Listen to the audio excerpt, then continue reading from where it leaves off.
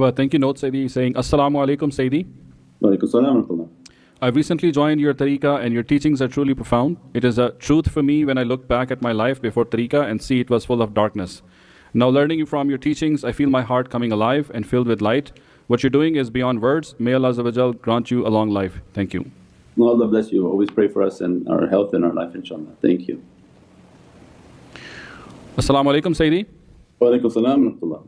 Sayyidi, when hypocrites opposes the awliya Allah, their pictures and their teachings, is it not an attack against the light of Sayyidina Muhammad and Allah as well?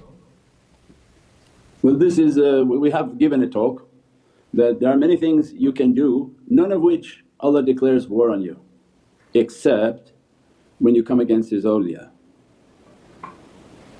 Why? So the hadith in which the servant, Allah will declare war against the servant if they come against His awliya. But that when the scholars look at, they say this is very severe. There are many things and punishable sins, but Allah doesn't ever mention war against a servant. So how could such a severe punishment, in which when you're saying about the Creator Almighty declaring war against the servant, there's no refuge, there's no salvation and there's no protection here and hereafter. So the war against the awliya means the beginning of trying to attack awliya is exactly for what is being taught. That deem them not dead, they're very much alive. Then go towards the marifah and say that the light that shines from them is the light of Muhammadun Rasulullah. When you understand the malakut and the world of light, that's when we describe, the Wahhabis and the Khawarij people, they say munafiqeen is if you come against Allah, because they don't know anything about marifah. So no, actually it's not coming against Allah, because Allah will make His light known through Muhammadun Rasulullah. Because the beauty of Prophet khuluqul azim, we know the magnificent character of Allah is what Allah is a hidden treasure, putting that treasure into Muhammadun Rasulullah. So in Surah Munafiqeen, everything they were coming against the Prophet, then Allah was describing, no, there's going to be punishment for them, there's going to be retribution for them, because that was the sign of hypocrisy. So the servants who come against the light of Prophet, the realities of Sayyidina Muhammad, then they definitely earn the anger of Allah. So when you come against them, it's as if you're coming against Prophet and you're coming against the ni'mat and the gifts of Allah, and this becomes the danger.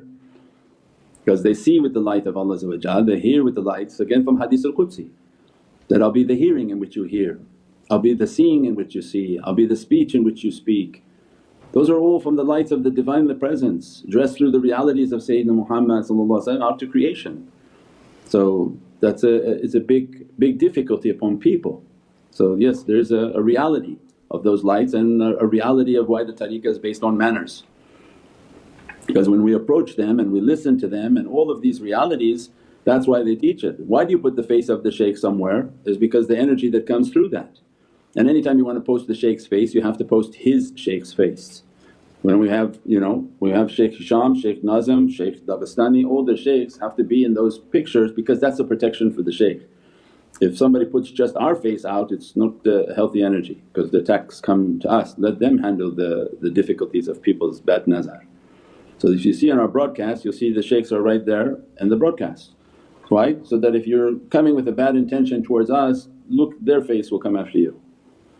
So this is the system in which they live and they operate. So yeah, there's a power in the face. That's why shaitan is saying, take the face off, take it down, because it's burning shaitans.